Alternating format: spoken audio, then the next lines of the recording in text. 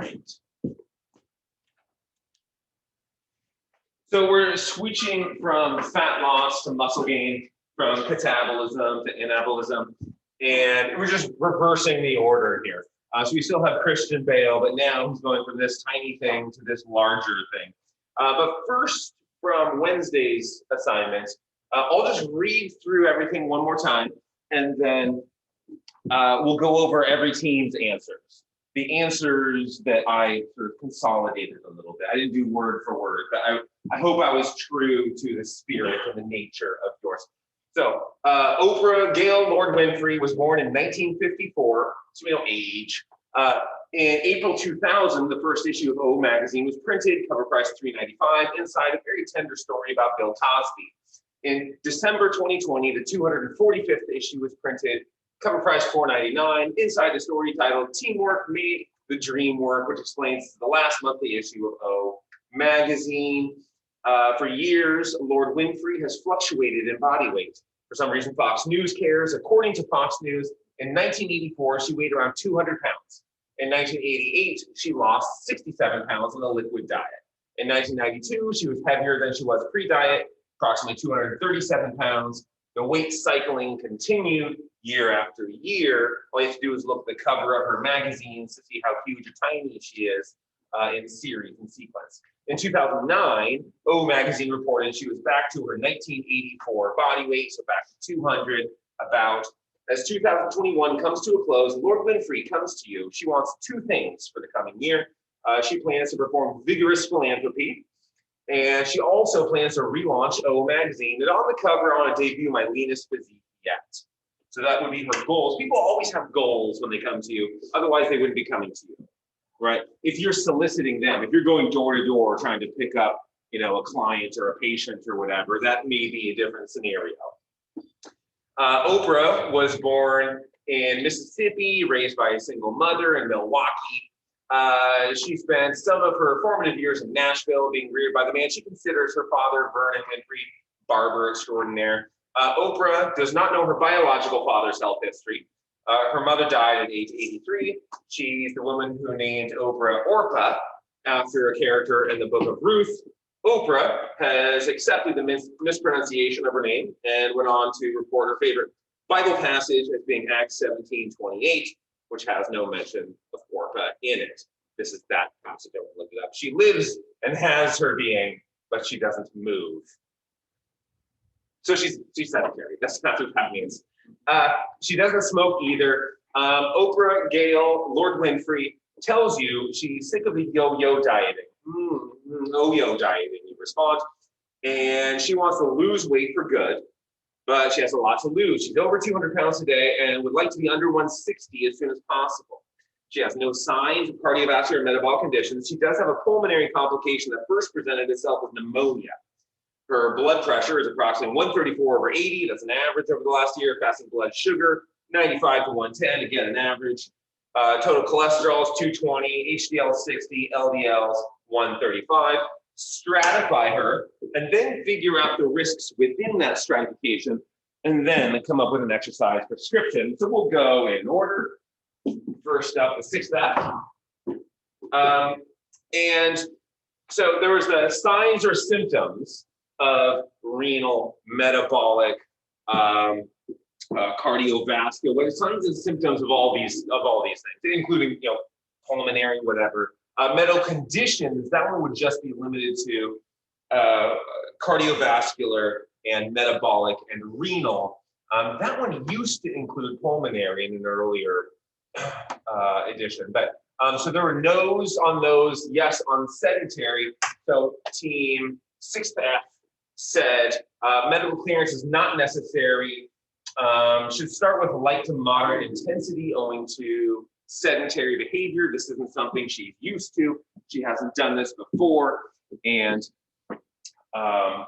making sure that she's not starting too fiercely. She's not starting with too much ambition that could do her in. So there were 6 risk factors and guidelines of exercise testing and prescription, GETP, the 11th edition, the most recent.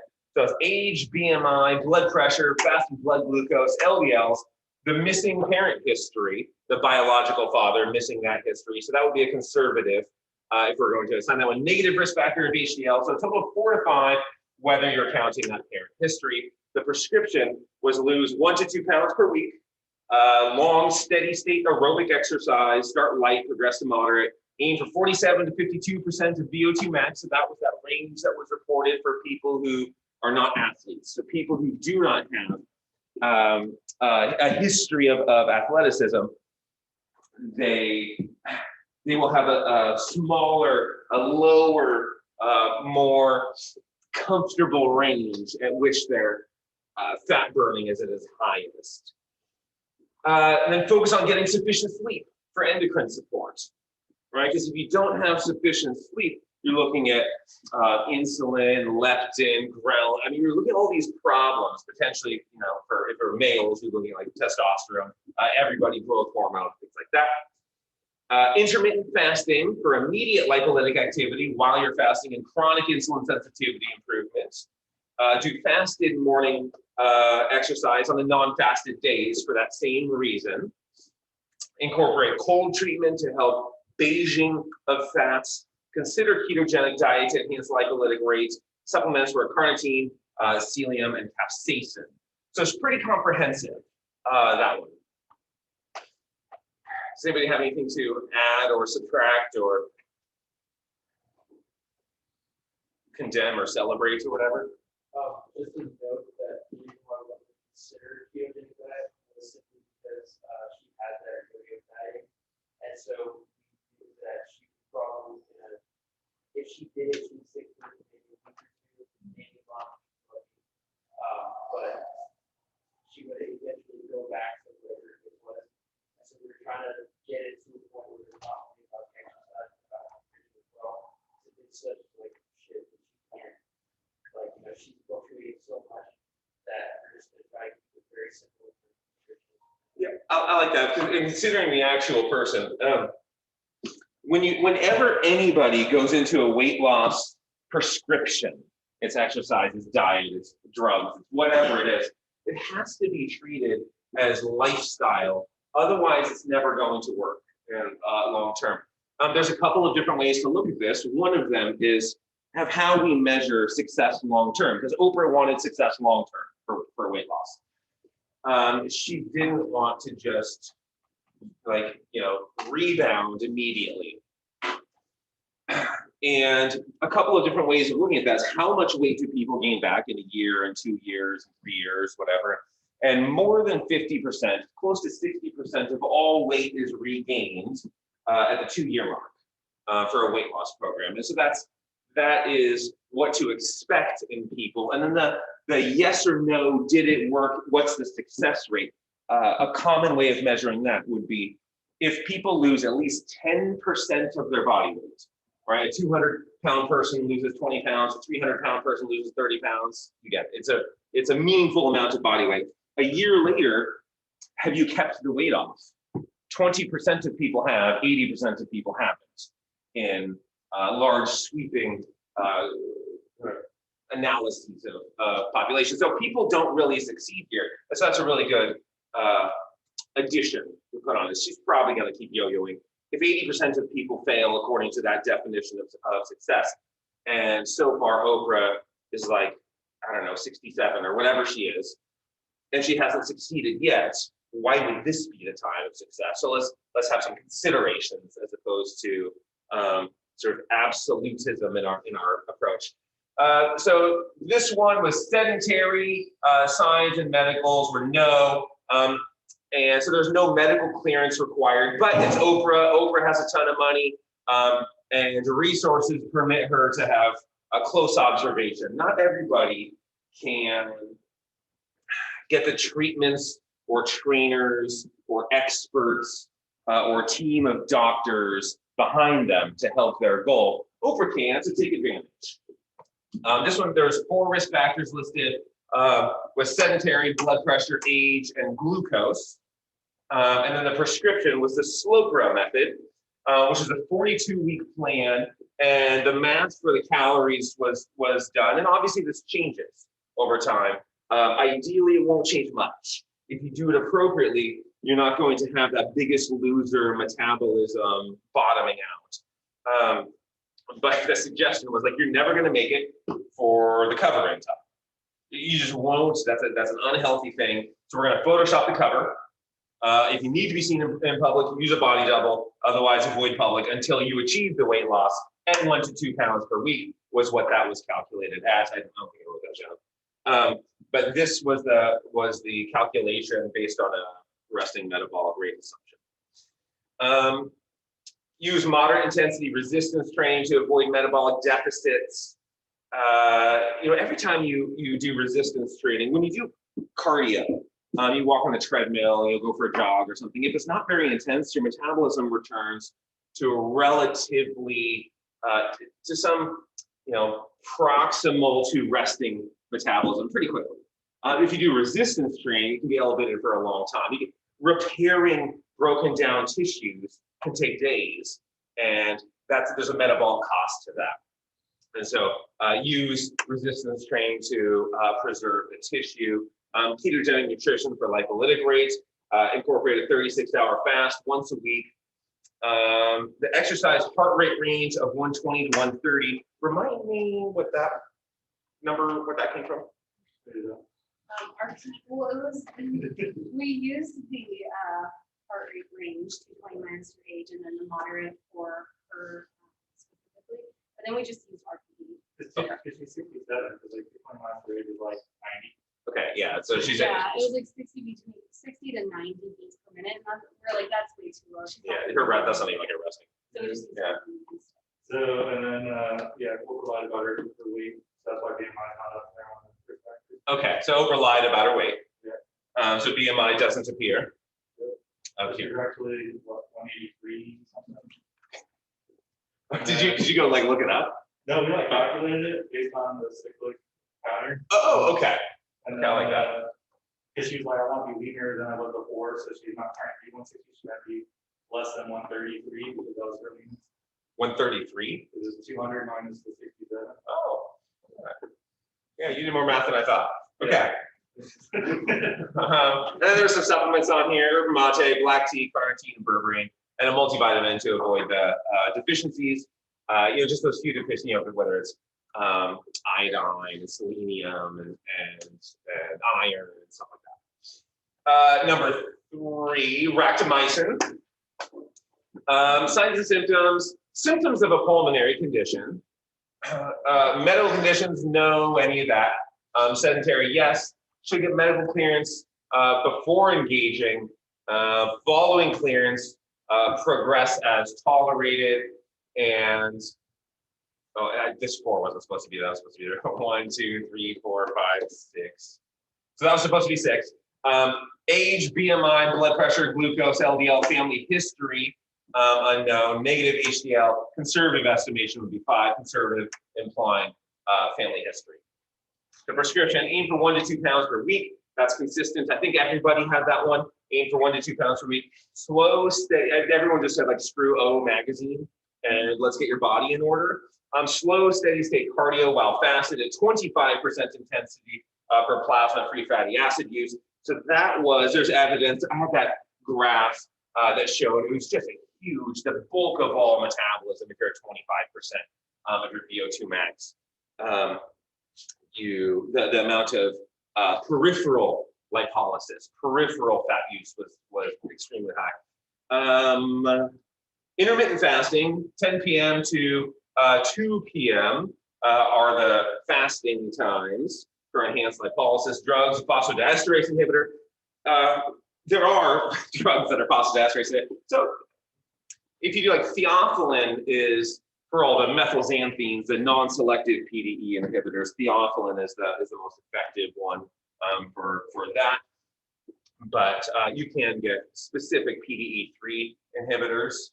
I think you can even go like A versus B inhibitors, but I'm not sure. PDE3B is the fat one. Supplements: porcelain, caffeine, and carnitine. Get about 8 hours of sleep for endocrine health. There's a repetition of the sleep here. Incorporate occasional cold therapy. Use postprandial exercise if she overeats or to activate AMPK instead of insulin after a carbohydrate meal. So that postprandial, post-meal exercise, anytime you eat a bunch of carbohydrate, immediately after, something close to immediately after, you're gonna get your blood sugar spike and the insulin response. So that insulin response is gonna ruin your insulin sensitivity. Ruined insulin sensitivity has chronic problems. Postprandial exercise has emerged as pretty effective. So that's a good thing to add, that postprandial exercise. Gradually increase the duration of exercise, begin to incorporate resistance training, reduce stress to control cortisol. There's another supplement, phosphatidylserine, that wasn't on the list, but it helps temper cortisol spikes. And so she is a very stressed out lady, I imagine. There's a lot of public pressure to have that amount of attention on you. And every time you gain a pound, the world notices. So maybe some phosphatidylserine or something like that in the supplement list wouldn't be in line with let's reduce stress to control cortisol to be an addition. Use social groups for accountability. Balanced diet to avoid deficiencies. Periodically test for them, kind of like I don't know which group it was. I think Jaman, who said she gets to have people follow her because she has the wealth to be monitored and supervised in that way. And so I think similar, periodically test for these things. You can do that. Avoid working out in the heat. That's a good one. Remember, heat, I think this is the only group that mentioned that. When it's really hot, you're more glycolytic metabolism. You are impairing lipolytic metabolism. Avoid higher intensities as glycolytic metabolism can impair. Focus on NEAT. Get a lot of non-exercise activity thermogenesis. Remember, that is more important than exercise. NEAT is going to amount to more calories than exercise activity thermogenesis than eat. All right, tongue-tied 5. Signs or symptoms, the pulmonary complication, medical conditions, no diagnosis, sedentary, yes. Risk category, we need some medical clearance. Age, sedentary, BMI, BP, glucose, LDL. Negative risk factor, HDL, so a total of 4. Again, 1 to 2 pounds per week. Exercise 60% intensity at own risk, right? Pulmonary complication, you might die, but go for it. Make exercise enjoyable, incorporate partners or dogs. Ensure consistent sleep schedule, maintaining all those endocrine that balances functions of hormones intact. Reduce processed carbohydrate, consider fasting, incorporate postprandial exercise, cold therapy, possible supplements, just essentially the whole list of good ones, except for celium is not there.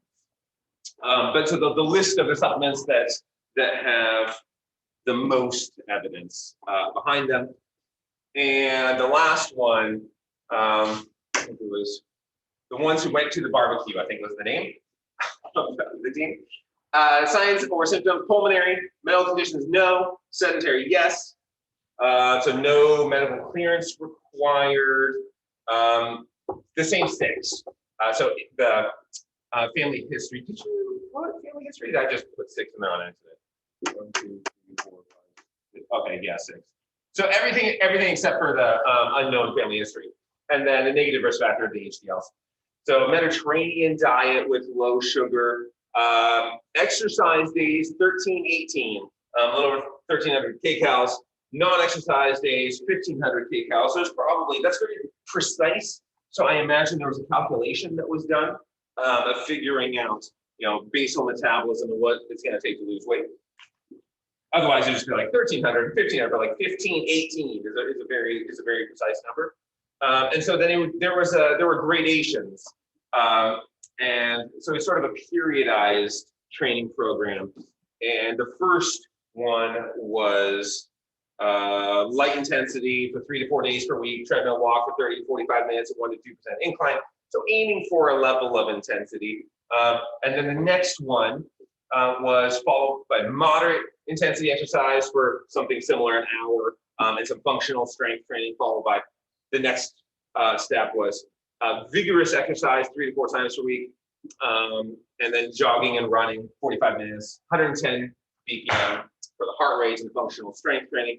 Throughout exercise, monitor pulmonary complications, adjust calories throughout progression to maintain the caloric deficit. So there are a lot of different prescriptions, and there were some consistencies. That 1 to 2 pounds a week, that was among the consistencies that was in there. and then everyone had pretty similar identifying of the risk factors, but the strategies to go about it, whether it was cold therapy, whether it was steady state aerobic activity, fasting, ketogenic diet, controlling the calories, all of these different suggestions. Things work for different people. Whatever your exercise prescription is, it's great for somebody and terrible for somebody else. And so part of it is you use science the best you can.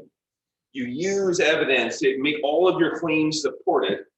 And then if it's not quite working for that person, that's okay.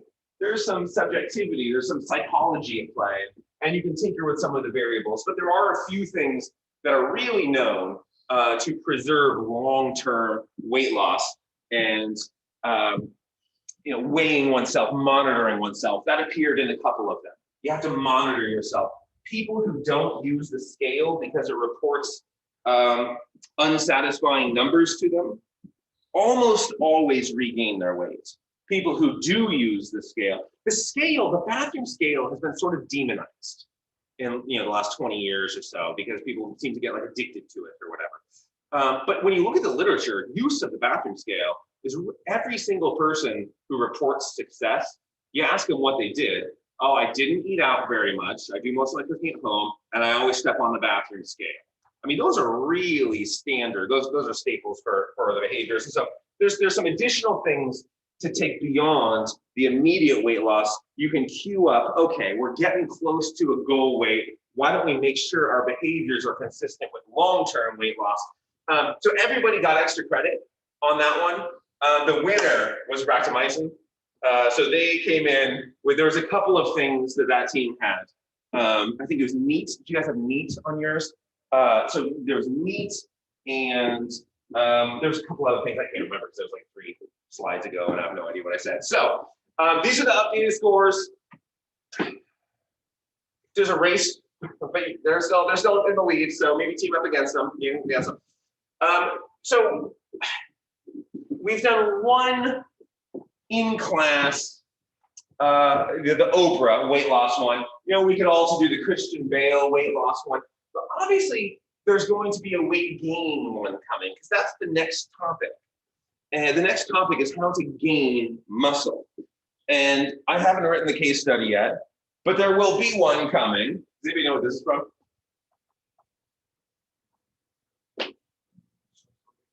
Is that? It's close to Shelley. I would say it's in the same category of literature. It's Roald Dahl. BFG. BFG. Nice job. I can't find a pen. I'll find like a .01 later. So the BFG. So the BFG. Roald Dahl's best book. This is the BFG here. He's like a really skinny giant, and the other giants are all huge and like muscular and horrible. And so maybe the BFG needs to gain some weight to compete with his brethren. But whatever the case study is going to be, we'll do another in-class one. And when we get there, you're gonna have to know mTOR. You're gonna have to know the mechanisms of hypertrophy. You're gonna have to be able to use biochemistry to create muscle growth in an exercise prescription. So fasting and the metabolic syndrome stuff, fasting in the brain, how that works, the long-term effects of fasting. There's a lot of beneficial outcomes to fasting. Exercise performance isn't one of them, but people who are better athletes tend to not suffer as much through exercise performance. And then it really enhances the fat loss. It really enhances lipolysis if you're going to exercise while fasting. But it also increases protein degradation. If you are fasting, you are increasing the rate of protein degradation. And remember, metabolism, this protein turnover, there's anabolism, there's catabolism. Metabolism, if we are growing, if we're hypertrophying, that's just synthesis outpacing degradation. If you're fasting, degradation is necessarily outpacing synthesis. So you cannot grow. It doesn't matter if your growth hormone goes up, remember, because we're blocking IGF at the same time. But selective degradation of the proteins. That's what we expect to see. So you know the catabolism, cata breakdown, ana, we're building up, meta after all of that. So the bolus or a ball, this is the metabolism, is a summation of all of these catabolic and anabolic reactions, and we basically maintain where we are. We're going to fluctuate throughout the day, throughout the week, throughout the month, throughout the life. We're going to fluctuate in our body weight, but we tend to maintain it pretty well through our metabolism, through balancing the breakdown and the buildup. The metabolic lexicon is huge. Who cares? But you'll start seeing these words over and over and over and over and over with just a different root word, preceding or concluding it.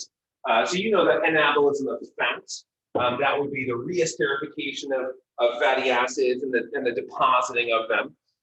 The catabolism of fat, lipolysis, beta oxidation, anabolism of carbohydrate. Let's make glucose, let's make glycogen, let's put it into storage if it's glycogen. You don't really have a glucose storage system. Catabolism of carbohydrate is glycolysis. The amino acid degradation, you know where the amino acids go into. It's a bunch of Krebs cycle intermediates. The amino acids go into the Krebs cycle. Protein catabolism, you know how that works.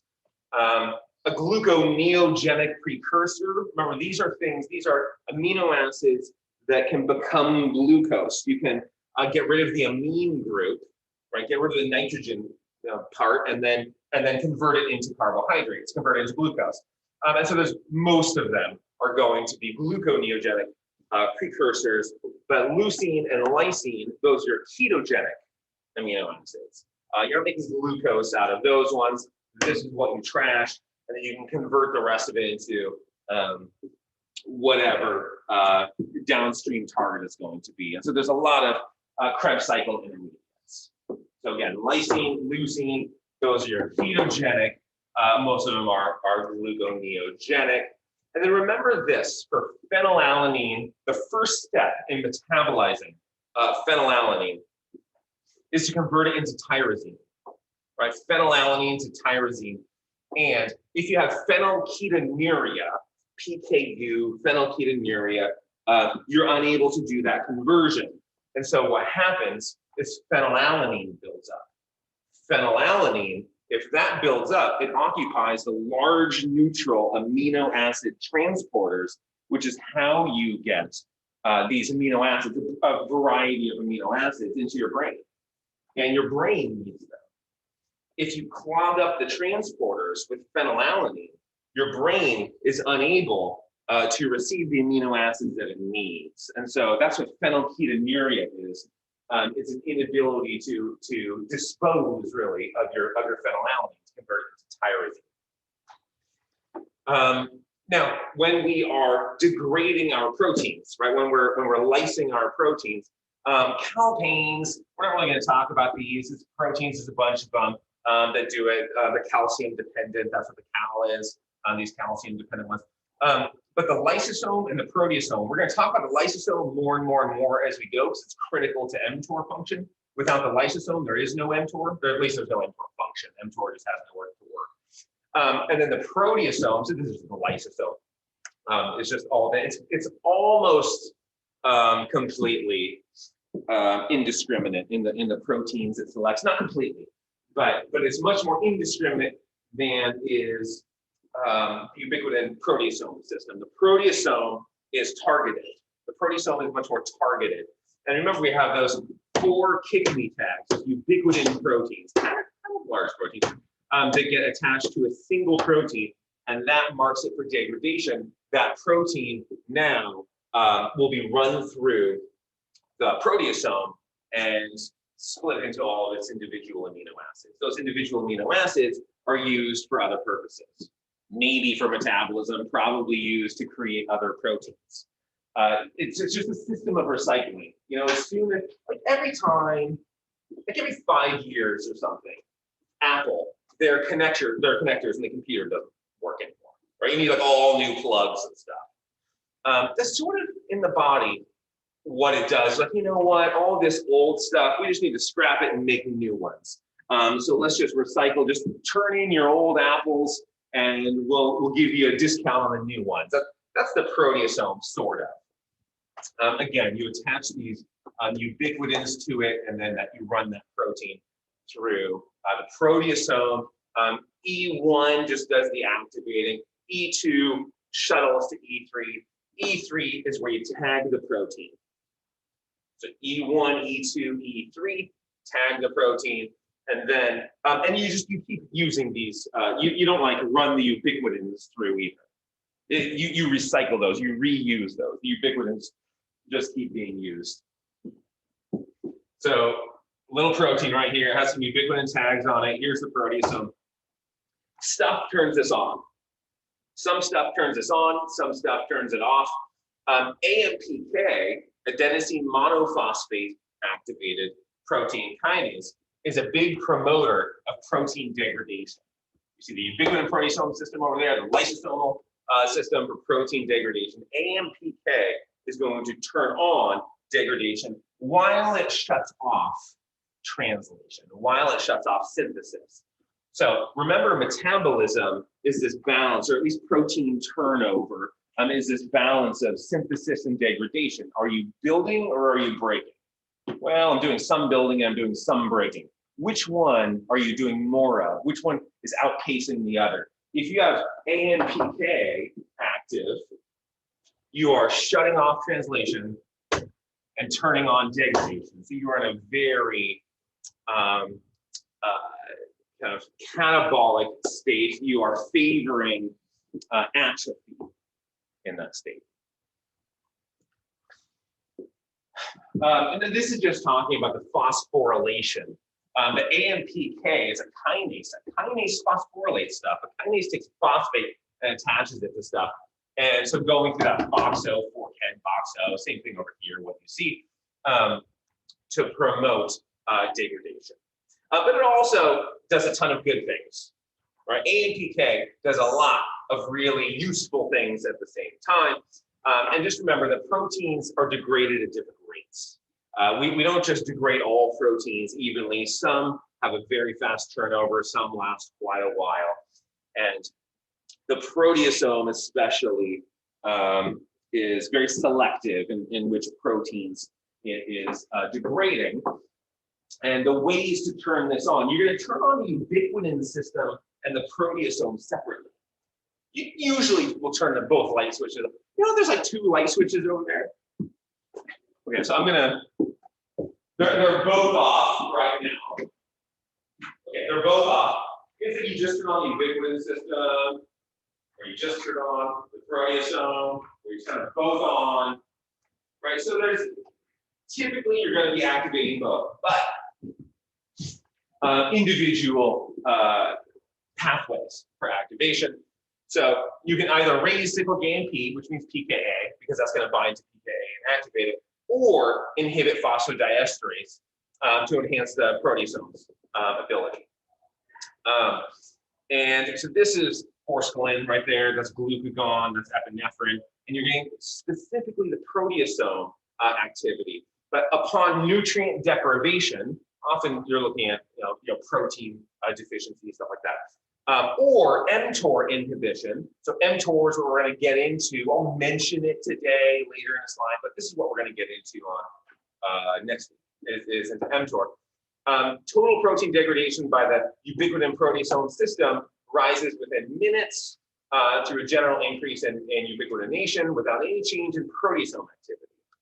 So you can increase the ubiquitin without increasing the proteasome activity, in sharp contrast to the rapid activation of proteasomes by cyclic AMP, which also occurs within minutes after glucagon, forskolin, or vasopressin. However, in tissues of fasting organisms where insulin levels fall, cyclic AMP rises, and mTOR activity decreases, both of them are increased.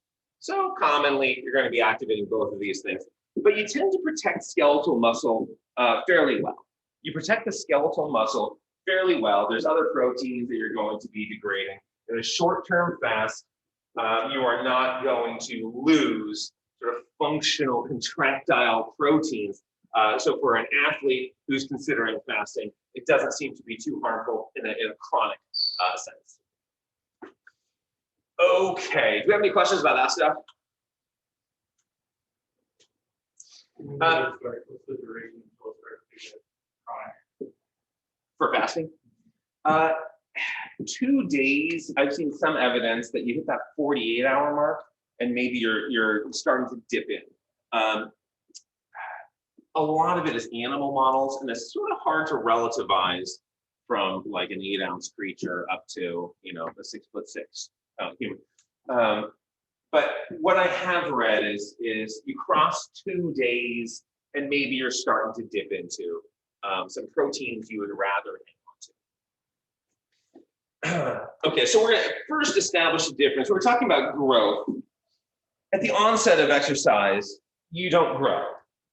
You get a lot stronger at the onset of exercise. You get better at executing tasks.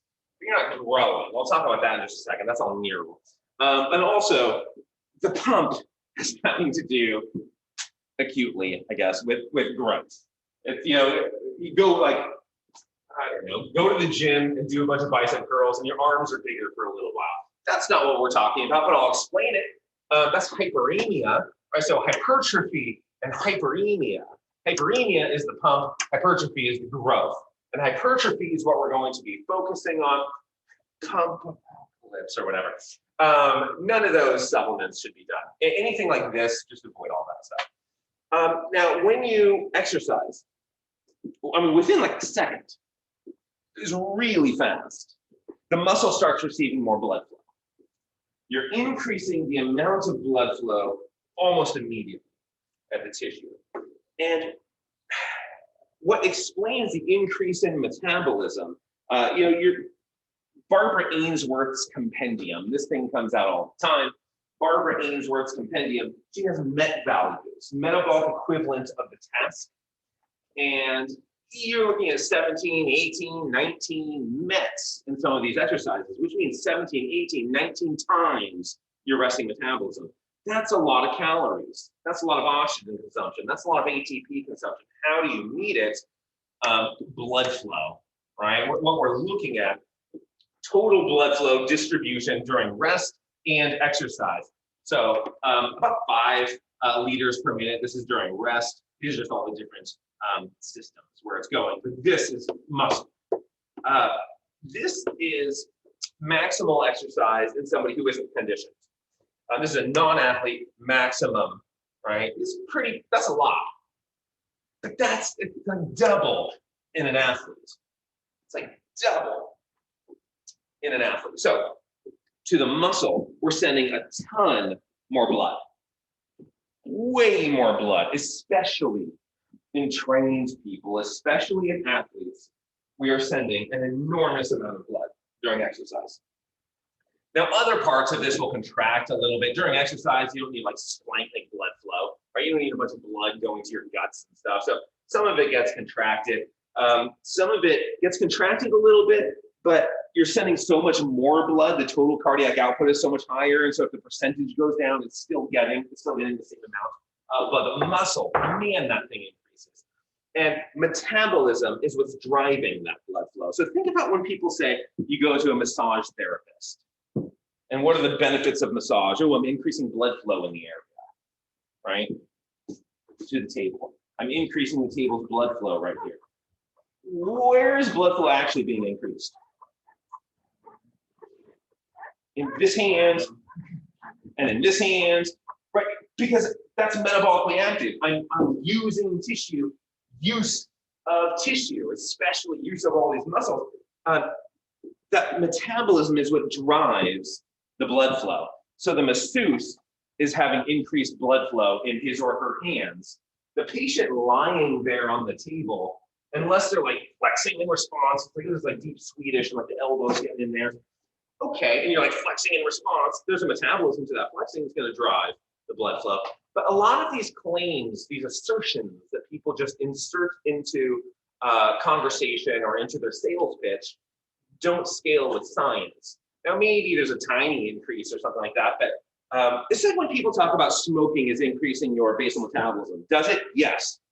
Does this increase your basal metabolism way more? Yes. just drag your feet, like walk a mile an hour. That's better than smoking. But yeah, smoking does, or chewing gum or whatever, this does increase your basal metabolism. So like massage, does it increase the blood flow to that area? Oh, a tiny bit. But are the masseuse's hands just filled with blood? Yeah, I mean, this is like the masseuse's hands. And so metabolism is what's driving the blood flow. And how that blood gets to the metabolically active tissue is interesting, because the capillary beds, they don't have smooth muscle. The capillaries are opening and closing based directing where the blood goes. That's not the capillaries' job. The capillaries receive and offload, but they don't do traffic guidance. They don't direct. Upstream from the capillaries, all of this is what's constricting and dilating. That's all of this stuff. And so they branch and branch and branch. By the time you get to capillaries, they're not opening and closing. So a lot of stuff is going to determine what makes those capillaries open, what makes those capillaries close. This last sentence right here. Thus, skeletal muscle fibers control their own perfusion by using capillaries as a communication medium to the arteriolar network. Skeletal muscle determines its own perfusion. Not because there's a masseuse rubbing it or whatever, but because of metabolic byproducts. Those metabolic byproducts get released. Potential causes, it's kind of hard to isolate some of this stuff. But some nitric oxides, prostaglandins in there, maybe some shear stress, possibly some hydrogen ions, lactate comes up commonly. There's a lot of these consequences, metabolic byproducts, consequences of exercise that are directing the blood supply of where to send its traffic. It's almost like chemokines, chemotaxis, where you're directing the traffic chemically. Now, it gets fascinating with this pump because a single motor unit is one nerve and all of the fibers that nerve activates. There could be a lot of fibers attached to that nerve, and those fibers are seldom neighbors. They're scattered throughout the muscle, not through the whole muscle, but they have, maybe it's 10% of the range, something like that, of the muscle. And the only reason you would start to see muscle fibers as neighbors is in cases like neuronal sprouting or axonal sprouting, where a muscle fiber loses its parent nerve. It loses its connection to the nerve, and another nerve picks it up. And the nerve that picked it up also has its neighbor. And so usually these muscles are scattered, the muscle fibers or muscle cells are scattered throughout the whole muscle. And the muscle cells tend to be longer than the capillaries. A muscle cell is long. I don't know, maybe you have in like your medial gastroc down here, right? Maybe like 15,000 sarcomeres long, something like that. Each sarcomere is 2.5 microns. You get to sartorius, you get 150,000, something like that, sarcomeres long. You get these really long, fibers that run the whole length of the tissue. These are big cells. These are really big cells. Those cells are longer than the capillaries. So multiple suppliers, multiple capillaries from different parent sources, from different upstream arterioles are going to be supplying each of these muscle fibers. And one motor nerve is going to activate fibers all over in the muscle. Each of the fibers that are activated have multiple capillaries. And those capillaries may be coming from different upstream arterioles. Capillaries can't adjust their volume, so you just start sending into that space. You dilate the upstream ones, and you overflow the amount of blood volume going into the tissue. Does that make sense? So that's why you get a huge pump. When you go to the gym and your arms get bigger, this happens with anything. It'll happen with kidneys. It'll happen in any organ, especially ischemia, reperfusion. You'll see that same thing. You'll see this excess of fluid going in. in every single organ. You'll see it everywhere. Okay, this getting specifically into hypertrophy, getting specifically into chronic growth, not just like I grew in 5 seconds and it'll go away in an hour, but chronic growth. You wake up 3 weeks from now and the muscle itself is bigger. You wake up 3 weeks from then and the muscle itself is even bigger, and then even bigger and even bigger. Today, we're just going to do a very superficial overview of the different ways in which hypertrophy takes place. This article, you'll see it later today on the clinicalphys.com website. Great author for this. He's written a lot about this particular subject, about hypertrophy. And this is from 2010. The stuff that we're going to be talking about for the next 5 lectures or 6 lectures or something, a lot of this was discovered after 2010, but he introduces the major pathways in this article. It is a really good one. So here, when you first start exercise, when Oprah goes to the gym and starts doing her resistance training for the first time, she doesn't grow, or her muscle does not respond in that way. Her muscle responds through neuronal adaptation. Her muscle responds by withdrawing GABA, gamma-aminobutyric acid, inhibitory neurotransmitter. Her muscle responds by withdrawing Golgi tendon organ activity, more policing that you can say, let's not be so vigilant. Her muscle responds by sort of synchronizing recruitment. You don't want the agonists and the antagonists firing at the same time. It learns how to fire more effectively. Her muscle responds by improving rate coding, the frequency of firing, right? What, you know, on day 1, you know, here's your action potentials, and then here's your action potentials. Like, I can't do fast.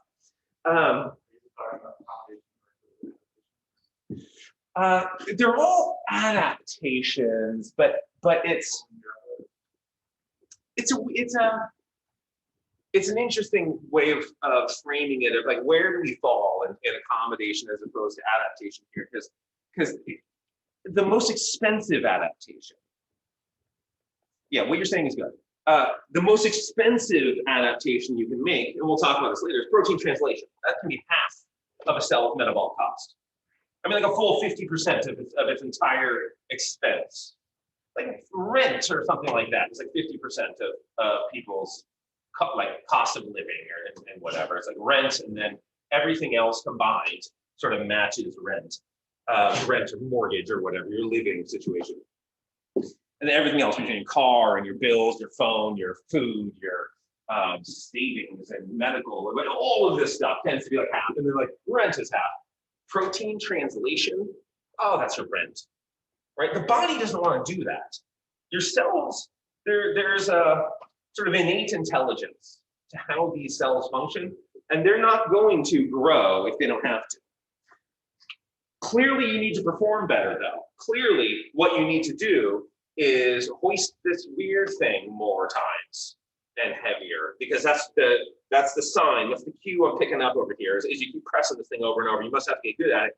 So let's allow neural changes to press more, curl more, pull more, whatever. Now, he cites a couple of things, and number 124 right here, that's this. And I know some of these authors, I mean, William Kramer right there, and Travis Triplett, up here we don't. That's, so she, and that's a she, I think it's like Nancy or something. She was the author, I think the first author on the strength training and conditioning, the essentials of strength training and conditioning. I think the first female president of a national strength conditioning association. But I think she's just concealing that it's a she, because resistance training physiology, I think, is traditionally sort of dominated by male physiologists, and she went in to become president of the sort of biggest organization of that. And then, you know, William Pierce, this is a great article. So this was one of the ones that was signed for, that was cited for, you know, hypertrophy is virtually non-existent during the initial initial stages of resistance training, 124. That's not actually what they measured. This is a fantastic article, this one. That's not what they measured, but they did say that in the introduction. The stress of heavy resistance training exercise has been shown to be an effective stimulus for strength gains and muscle fiber hypertrophy. Initial strength gains during heavy resistance training are attributed to neuromuscular adaptation from these side arrow stuff. So they didn't actually measure that themselves, but I guess that's a fine citation. The claim is true. The claim is true. Now, as getting back to the Schoenfeld article, as you make more progress, incremental improvements get smaller and smaller and smaller. It gets a little bit harder and harder and harder to keep growing. Once you start growth, it's hard to start growth. You have to give your body a repetitive sign that, hey, you better get big, because if you don't get bigger, if these tissues don't get bigger, they won't be able to perform the tasks required for my thriving or my survival or whatever. You have to give them those routine metabolic cues. But once you've grown to a point, the muscle sort of, as it's approaching something resembling a ceiling, it slows down a lot. And everyone just says, like, oh, I plateaued, or, you know, people have, oh, I just hit my genetic ceiling. Like, no, you're like halfway there. But now it's time, once you get better, you have to start tinkering with some of the programmatic variables. Just like with weight loss, just like with fat loss, you can't just cut calories and assume that's good enough, because the body won't do it. People have such a hard time losing fat, mostly because they're doing it wrong. There are very effective ways of doing it. Science has a lot to say about strategy, but people maybe aren't quite attuned to that strategy. Same thing with growth, right? Where some people are like, okay, well, some people do have a much higher ceiling than others. We plateau at different places. We plateau for different reasons. But there is what's called the trainability principle. This applies to growth. This applies to skill acquisition. This applies to anything. If you're trying to get good at the flute, you're going to improve rapidly for a while, and then sort of incremental improvements get harder and harder and harder. You know, if you're elite in something, you got to work really hard to get better. Liam, I assume, is very good at tennis. I'm just going to make that assumption. Liam is very good at tennis. I am very bad at tennis. If Liam and I both went to the tennis court for an hour, who's going to improve more? Me, by a lot. That doesn't mean I'm going to catch him, because he's up here and I'm this one. But so at the onset, I will improve much faster, and you'll see something very similar with resistance training, except for you do not grow really right at the onset. Hypertrophy and hyperplasia, these both exist. It's difficult to demonstrate hyperplasia in humans because you have to get the biopsy exactly right every time. It's just not even worth doing these experiments. So you can kind of say, like, well, it's never really been demonstrated with hyperplasia in people. Yeah, you can demonstrate it in every animal. And, you know, monkeys and squirrels are people too. So the way you get, good question. The way you demonstrate it in animals, and there's a lot of this with cats. There's a lot of this with rats. You can do unilateral exercise. Just have them work out. I mean, there's ways of getting a mouse in a squat rack. You have like shock the tail and do it. You put its harness on them. And there's a lot of ways of getting animals. People are innovative in their ways of forcing animals to do resistance training. I mean, it used to be just like, you know, let's see how long you can swim. Mouse, and like, all right, I'll just go to the bottom and sit there, and occasionally jump to the top to get some water. So animals are smart too. But there are ways to make animals exercise. And then you kill it. And let's just check how many muscle fibers are in the right versus the left. And it's very consistently, you're going to see hyperplasia in the well-trained limb. And it's not like, well, we exercise the right one a ton. Oh, the left one has way more. That's not the observation. But in people, you don't just like, okay, let's take this 13-year-old, we're going to execute you at the end of the study. So I just need your informed consent. It's harder to get volunteers for that kind of experiment. So remember, muscle fiber is a muscle cell. A single cell is a fiber. And those cells run a long distance. Increasing the number of cells, that's hyperplasia. Increasing the content within that cell, and it depends on what content you're increasing. So hypertrophy, usually what we think of is actin and myosin, functional increases in size. But it's not all actin and myosin that gets increased. And the nature of exercise can help determine which of those proteins are increasing in size. That's a big one. I'm just going to do some reading and then we'll talk about it. Okay, this is actually, I think, what I was just talking about, the addition of non-contractile proteins as part of hypertrophy. So it's hypothesized that hypertrophy may be augmented by an increase in various non-contractile elements and fluid. This has been termed sarcoplasmic hypertrophy. So the sarcoplasm, that's just the cytoplasm in muscle. And may result in greater muscle bulk without concomitant increases in strength. So if you're increasing non-contractile, just like if your car gets bigger, but your engine isn't getting any bigger, right? You're just reinforcing it. It's just sort of, okay, let's put some extra springs over here and we'll weld this down. We'll secure this more. There may be a function, there may be a reliability, there may be an integrity to the tissue. Same thing in muscle. There's a girder structure.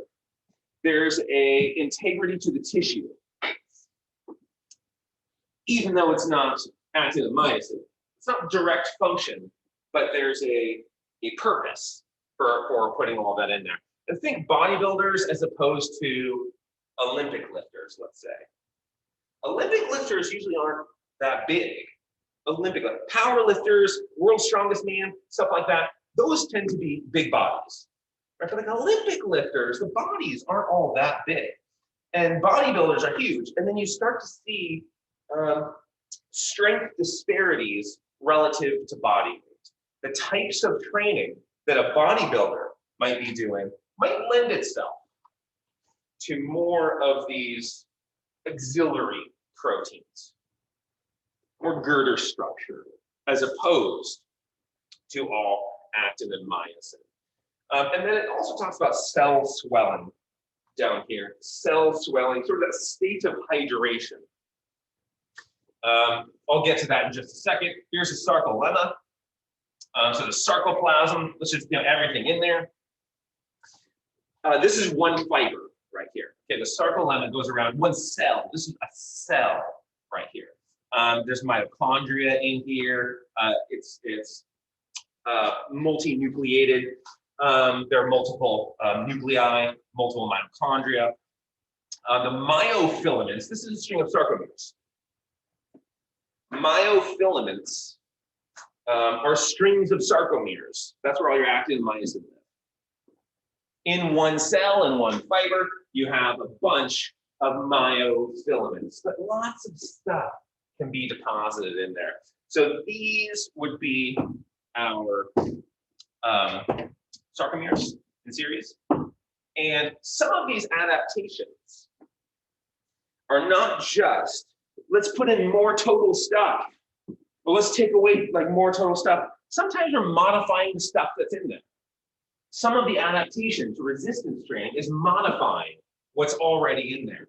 So Sarcomere Genesis and sarcomerolysis, right? So this would be, remember I said your medial gastroc is ballpark, 15,000 sarcomeres in a row for one cell, for one fiber, 15,000 of these in a row. Yet there's sartorius and it's longer. It's 10 times long, 170,000 of it. But each one of these is a single sarcomere. And in response to resistance training, you can insert more of those. You can delete some of those. Sarcomerolysis, let's lyse these, let's delete these. Now these two are connected. So the muscle, if you lyse them, if you get rid of some of them, it used to be 15,000, now it's 14,000. that is a shorter muscle. When people do a lot of resistance training, people do a lot of bicep curls, let's say, the type of exerciser who's nothing but buys. Their arms are sort of permanently contracted. They walk around like this. Do you know what I'm talking about? That's sarcomerolysis, right? That's deleted. You're deleting some of these sarcomeres. And so the muscle doesn't quite stretch as far as it used to. Just owing to the components that are in there, those myofibrils, those longitudinal strings of sarcomeres within an individual fiber. Okay, so back to the article. Muscle is a post-mitotic tissue, meaning that it does not undergo significant cell replacement throughout life. Mitosis, that's not what it's doing. We sort of have the number of fibers we're going to have, sort of. Again, hyperplasia exists, but it's not, hyperplasia is not going to be a large contributor to hypertrophy, to growth, to the increase in muscle cross-sectional area. Hyperplasia is probably going to play a small role, and probably only in certain people, in certain age groups, that you will see hyperplasia playing, more or less of a role. But we tend to have roughly the amount of muscle fibers that we'll die with. We lose some as we go. And the use it or lose it principle says, there's the type 1 fibers, there's the type 2 fibers. Type 2 fibers are the higher threshold motor units, meaning it's harder to recruit those ones. People tend to not recruit the type 2 fibers. And so as people age, they lose some of those type 2s. They'll lose a lot of those type 2 motor nerves, and then type 1 motor nerves can pick up some of those fibers. And so those type 1 motor nerves in an old person might have even more fibers associated with them than they did in youth. But we're not dividing muscle. But one thing that we can use potentially to create new muscle fibers, but usually this is just hypertrophy, is our satellite cells. Quiescence just means like dormant. It's living, but it's not active. It's just asleep. It's hibernating. Quiescent satellite cell. And so these are the myogenic stem cells. Multipotent. They're not pluripotent. They're not like, these stem cells can become other things, and these can too. You can differentiate muscle into bone. Myositis ossificans. You can convert muscle into bone. So stuff can differentiate inappropriately. But the stuff that's going to help with this, we're looking at like the satellite cells and getting the right stimulation when you're not exercising. They're dormant. So this is where they live, is right in here. So I've been talking about the sarcolemma. That's the phospholipid bilayer around the muscles of sarcolemma, but there's other layers up top, the endomysium. So this is just a fiber, an individual cell right here. And obviously we have our actin-myosin down here, and then here's the phospholipid bilayer, the sarcolemma, the sarcoplasm is down there. But the endomysium, right, we have these mesiums, we have fibrous sheaths around everything. Around the whole muscle, there's the epimysium. Right around a fascicle, which is a bundle of fibers, we have paramysium. And around an individual fiber, we have an endomysium. And we connect that endomysium all the way to the inside with a bunch of linkage proteins. You see like dystrophin, muscular dystrophy, right? A deficiency in dystrophin, stuff like that. So there's these linking proteins connecting everything. But the satellite cells live right in here until they're activated. And those things have nuclei. Skeletal muscle is multinucleated. Multiple nuclei, myonuclei, muscle cell nucleuses, and skeletal muscle. Because the cell is so huge. The muscle cell is so huge that it needs multiple nuclei. Cancer cells, those get big, those are multinucleated. Huge cells can't work with one nucleus. That's the governable domain. So think about the United States. Every state has its own government. Every city has its own government. to a degree. If it were just like the federal government governing all 50 states, just coast to coast, that's not going to work very well. I mean, that's just going to be a nightmare. Same thing with muscle. It's so big, you can't have one government. You can only grow within your governable domain. And so how do you facilitate more growth? Introduce more governments. And that gives you a larger governable domain inside which to grow, or beyond which, I guess, to grow. And so those satellite cells can donate their nuclei. And then they also express these myogenic regulatory factors, transcriptional regulation. Let's make us some proteins and hopefully let's make the right ones. And so they'll express some of those. This is a minor role for our topic because I'm unaware, other than stuff like myositis ossificans, where some of this stuff can go wrong. I'm unaware of interventions outside of load the tissue appropriately, where we can intervene in this stuff effectively. But being aware, we'll talk about it a little bit, being aware that there's more to it than just mTOR. mTOR is what we'll spend most of the time on. So, and this is where the bulk of research on mTOR has really come out since this article, but all of this is true, what he says. It's just, it's limited in its detail.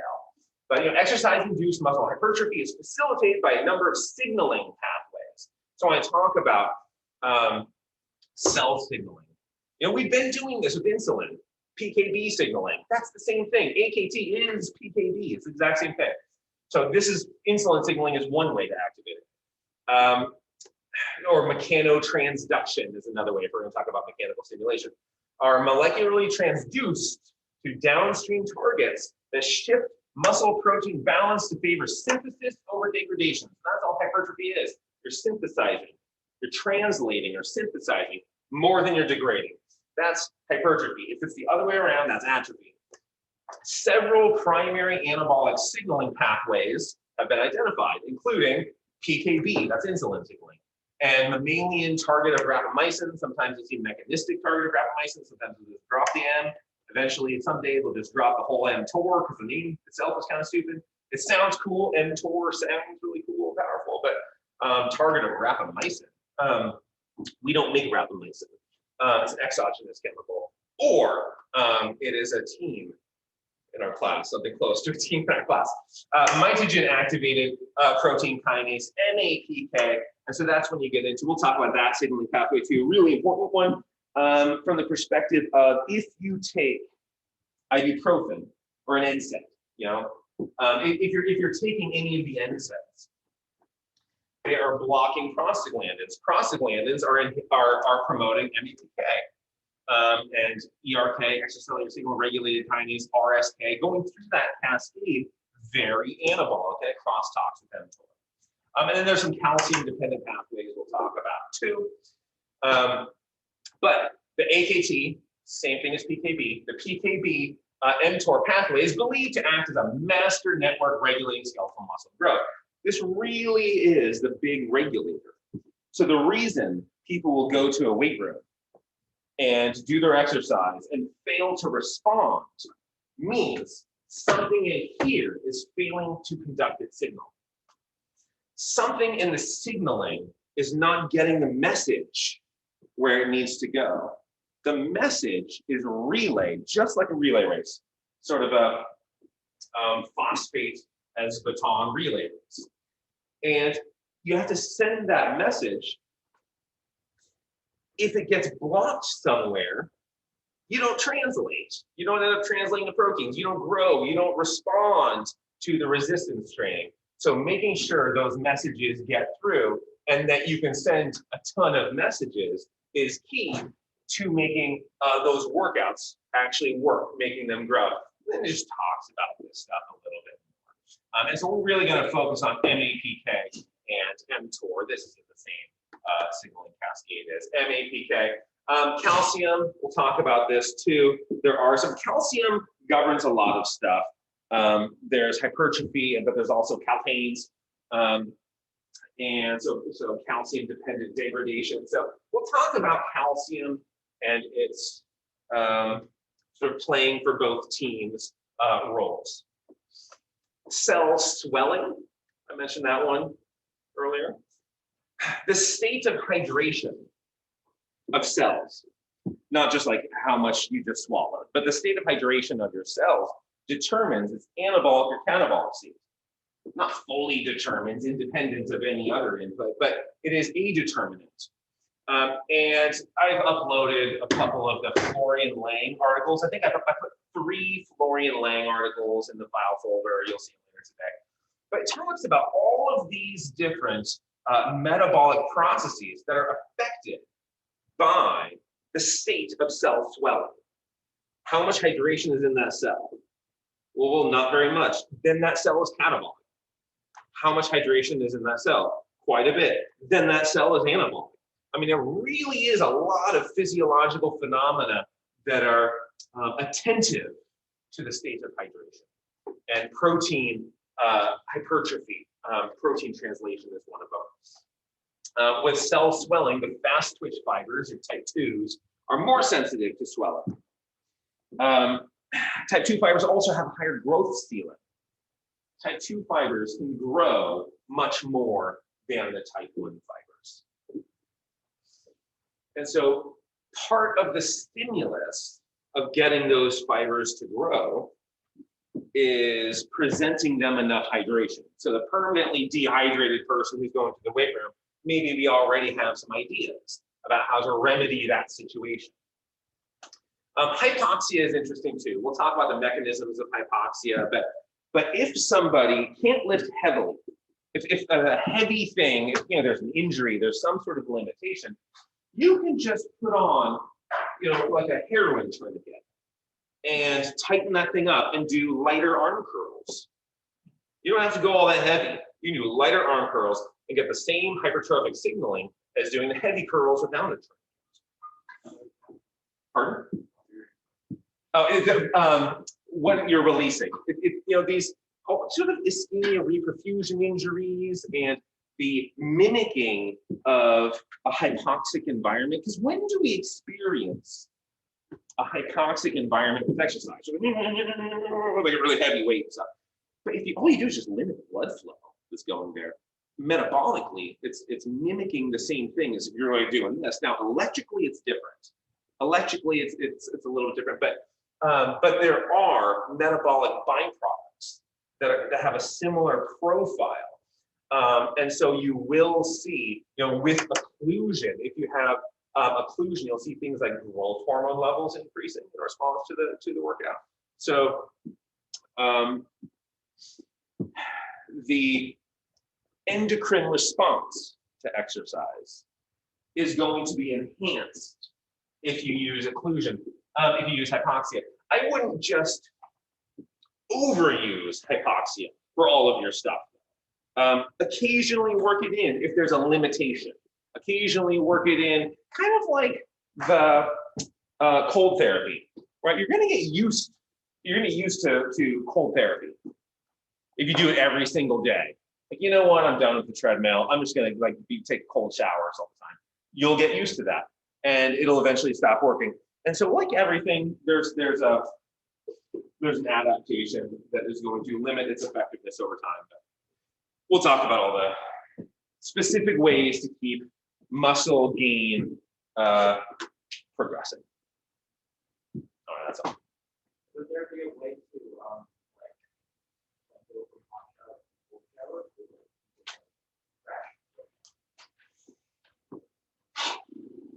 It's a really good question.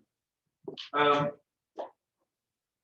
don't know the literature on that specific question. My hunch is the last exposure. This is just like a hunch. Your last exposure probably determines the response thereafter. And so if you're going to look at the effect it has on body temperature, a cold shower will actually warm you up. You'll have a compensatory response, and vice versa. The hot shower will actually kind of send you in the opposite direction of compensatory responses. But my hunch is it tends to be the last exposure. But I don't have a really, I don't have a citation for you.